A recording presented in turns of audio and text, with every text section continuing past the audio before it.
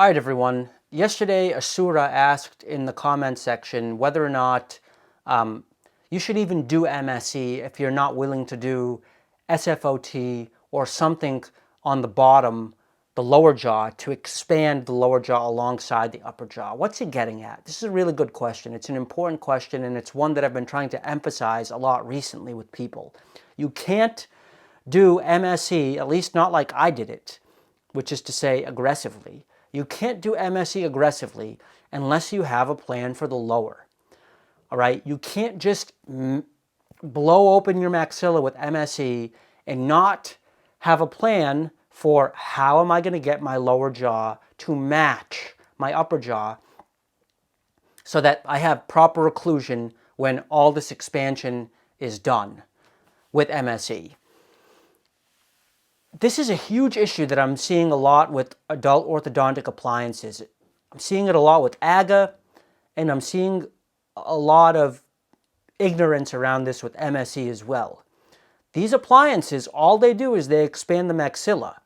This is an issue because there's this myth circulating in the adult orthodontic world, especially in the AGA circle, and especially in the DNA circle, and especially in the ALF circle, which says that if you expand the upper jaw, the lower jaw magically grows to match it.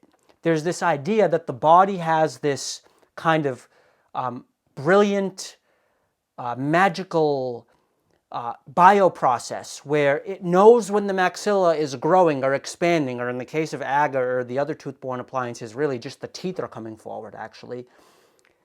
This idea that the body knows that that's happening and triggers the lower jaw to magically grow to match it. This does not happen, people. This is a myth. This is wishful thinking. This is New Age spirituality, yoga applied to adult orthodontics. Granted, I'm a big fan of yoga. Yoga basically got me through my senior year in college, and honestly, it's one of my favorite forms of exercise. It's just too bad it costs $15 or $20 a session and you have to drive to do it. I prefer to exercise at a place where I'm already at for free. I digress. What I'm trying to say is you can't believe this myth to be true because I have lived it and I have seen it to be false.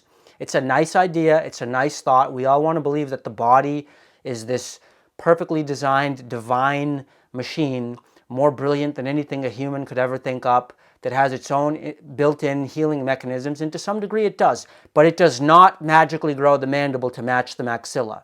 If it did, then my mandible would have grown when I did my AGA treatment. And in all the many months, over a year, that I had AGA and then controlled arch braces in, my mandible didn't grow an iota. In fact, all that happened was that I had a huge overbite, an ugly overjet, and in order to make that overjet disappear, I had to posture the hell out of my lower jaw forward so that my upper front teeth weren't friggin' a centimeter in front of my lower teeth. So the lower jaw does not remodel to magically match the upper. I think I've made that point clear. That's true with AGA and with any other tooth-borne appliance, and it's also true with MSE. MSE doesn't go this way so much, but it does hella go this way. And if you're not prudent in your planning, you're going to end up with a Brody bite, where you expand the shit out of the maxilla, and the lower does not match. So what are you going to do? You got to have a plan. I've discussed this in other videos. There's two options for expanding the mandible to match the maxilla when you do MSE. One is a procedure called MSDO, Mandibular Symphysial Distraction Osteogenesis. That requires the intervention of an oral surgeon. The oral surgeon is going to cut you right here at the midpoint of your mandible, right through the bone. He's going to split your mandible in half on a point called the mandibular symphysis, which is the midpoint of the mandible. All right? Then he's going to install an MSE type appliance, and he's going to open that up. That's going to give you width on your lower jaw. That requires an oral surgeon. It's probably expensive. You've got to coordinate the oral surgeon to work with your orthodontist, yada, yada, so on and so forth. I wish I could do that, honestly. I would love to do that because that would provide real bone-borne expansion on the mandible. It would help with the aesthetic of the lower jaw, because I think MSE expands this whole area, you know, and it would be nice to expand this mandible to match it. Not going to happen with me. There's another option called SFOT. SFOT is a periodontic procedure which involves flaying open the gums and packing bone mass into the arch, into the lower and the upper arch. And what this allows you to do is expand the teeth out into that bone mass that you've just packed in. And that allows you to expand the teeth, not the bone, but the teeth of the mandible to match the expansion caused by the MSE so that you can have occlusion. Because as Dr. Mew commented in my video recently, thank you, Dr. Mew, for chiming in. You're the man. We all love you. He said, Ron, the most important thing for you to do right now after all this expansion is to get your teeth to come together comfortably. Because when the teeth come together comfortably, the musculature of the face works harmoniously and well, and that is important. You need your face to work properly. And occlusion, in addition to sufficient airway volume, occlusion itself, the way the teeth come together, is critical. So you've got to have a plan for how to establish proper occlusion once you expand with MSE. So if you're not willing to do it, if you want to expand your maxilla to the point where it's way wider than your mandible, like I did, you have to be willing, yes, to answer Asuro's question, yes, you have to be willing to do SFOT or MSDO before you do that. Or else you're going to end up with a Brody bite. You're not going to be able to chew. You're not going to be able to have comfortable functioning of the musculature of the face. And that's no way to live. That's no way to live. You can only expand the airway if you also keep an eye out for the occlusion and how to bring that together in the end. And this is tough news for people because you want to be able to just spend money on one appliance, go through one appliance, and be done with it. But that's not the way it works.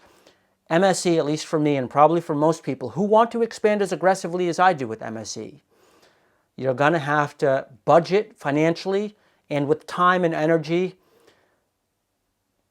a plan for the lower jaw. And for me, that's going to include going down to Arkansas to do SFOT with Dr. Curry, Dr. Michael Curry, on January 8th. So I will say one other thing in conclusion, if anyone is still watching. Most people don't expand with MSE as aggressively as I did. What Dr. Nuaz does is rare. Dr. Nuaz, in my case, he was a bit of a cowboy, right? He expanded my maxilla to the point where it was far wider than my mandible. Most orthodontists won't do that. They will only expand your maxilla to the point where you now have proper occlusion, proper alignment of the upper and lower teeth. MSE is normally used as just a regular orthodontic appliance to correct malocclusion. The fact that it helps with the airway is almost secondary. 9 out of 10 orthodontists, probably 99 out of 100, won't actually create malocclusion for you using the MSE, which is basically what happened in my case. A malocclusion was created with an asterisk, though, next to it. And that asterisk, the fine print was, but we're going to fix this by expanding the lower later. And this allowed us to achieve maximal expansion with the MSE. I got an intramolar width increase, get this, of 10 millimeters, a centimeter of intramolar width increase from 36 to from 37 to 47, which is ridiculous. Find me one other person anywhere on the internet or anywhere who has increased their intramolar width by a centimeter. I bet you won't. That's an accomplishment, people. But if you want to do that and your lower jaw is not extremely wide already, then you got to have a plan for the lower. And that's what I'm trying to say in this video. Have a plan for the lower. All right, peace out.